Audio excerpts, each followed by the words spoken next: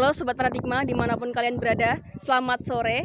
Saat ini saya sedang berada di depan Gedung Laboratorium Terpadu IAIN Kudus, yang mana bertepatan langsung pada hari Kamis 20 Februari 2025, yang mana saat ini sedang berlangsung kegiatan riset dan diskusi mengenai efisiensi dan pendidikan, yang mana diselenggarakan langsung oleh Dema Fakultas Tarbiyah yang berkolaborasi langsung dengan Lembaga Pers Mahasiswa IAIN Kudus.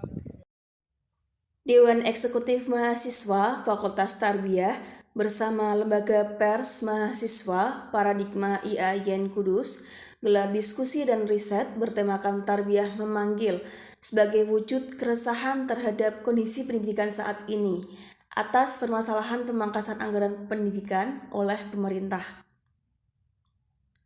Acara ini dihadiri oleh pengurus Dema Fakultas Tarbiyah, pengurus LPM Paradigma, dan perwakilan HMPS, serta beberapa mahasiswa dari Fakultas Tarbiyah sendiri. Kajian utama diskusi dan riset kali ini membahas mengenai dampak dari kebijakan pemangkasan anggaran pada bidang pendidikan utamanya. Halo Kak, boleh tahu namanya siapa dan dari prodi apa? Perkenalkan, saya Putri Rina Makfiroh dari Prodi Bimbingan Konseling dan Pendidikan Islam. Oke, bisa dipanggil siapa nih? Bisa dipanggil Kak Putri atau Kak Herlini, Kak. Oke, Kak Putri ya, gitu. Boleh tahu nggak sih, tadi kan udah mengikuti kegiatan diskusi ya. Boleh tahu nggak sih tanggapan dari kakak itu gimana sih? Tanggapan dari saya ini sangat luar biasa dan menyadarkan kita nih, Kak, para ormawa-ormawa yang apalagi adanya isu-isu tentang efisiensi pemangkasan dana tentunya. Iya, betul. Nah, kita baru sadar dengan adanya ini kegiatan ini, loh, kok yang dipangkas yang disampaikan kepada kita hanya ke mahasiswaan. Iya. Dana-dana yang lain itu dipangkas atau tidak? Kita perlu kejelasan dari pemangkasan hal tersebut, Kak. Setidaknya kita dilibatkan dong sebagai ormawa gitu, Iya. Kak. Oke, sudah Kak? Sudah. Terima kasih banyak Kak Putri. Terima kasih, Kak. Oke, saat ini saya sedang bersama langsung dengan Ketua Dema Fakultas Tarbiyah. Halo Kak. Halo.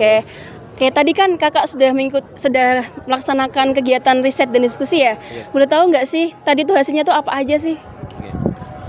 Jadi sebenarnya kegiatan tadi kan juga respon dari mahasiswa, Iya. khususnya di Fakultas Tarbiyah mengenai isu-isu yang sekarang. Untuk gambaran besarnya tadi diskusinya itu terdapat 4 hal dan bisa dikerucutkan menjadi 2 hal. Yang pertama ini mengenai pendidikan yang ada di Indonesia. Iya. Ini yang sudah menjadi impres itu menjadi kebutuhan sekunder yang harusnya pendidikan ini harus menjadi kebutuhan primer Iya. atau kebutuhan utama. Kami Fakultas Tarbiyah ini menyatakan keprihatinan yang mendalam atas kondisi pendidikan di negeri ini. Gitu. Ini juga menentang adanya UU yang sudah ada, itu UU nomor 12 tahun 2012. Itu yang pertama. Yang kedua, ini alokasi APBN mengenai pendidikan yang dialokasikannya itu 20%. Nah, untuk sekarang kita menemukan cacat di undang-undang ini. Itu di Undang-Undang Pasal 31 UUD 1945 itu cuma berapa persen saya lupa.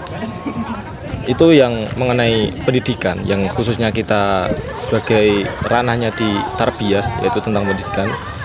Dan yang lanjutnya ini ada 2 sasaran yang kita tuju. Yang pertama tadi ke pimpinan pusat mengenai pendidikan. Yang kedua ini mengenai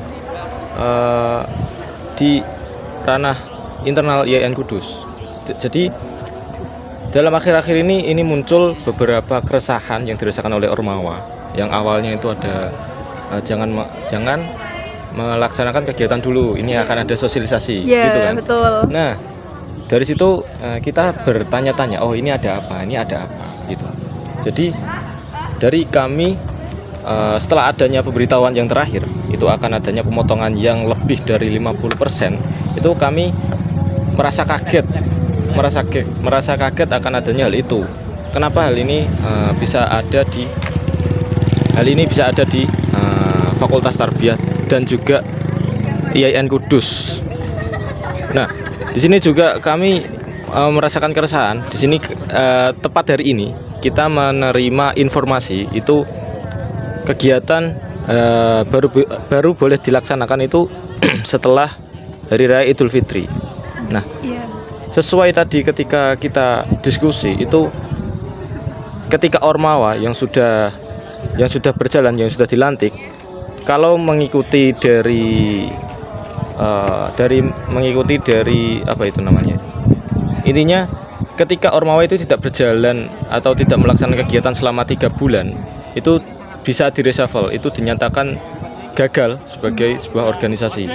Mungkin itu, Kak. Oke. Terima kasih Kak atas waktunya. Oke.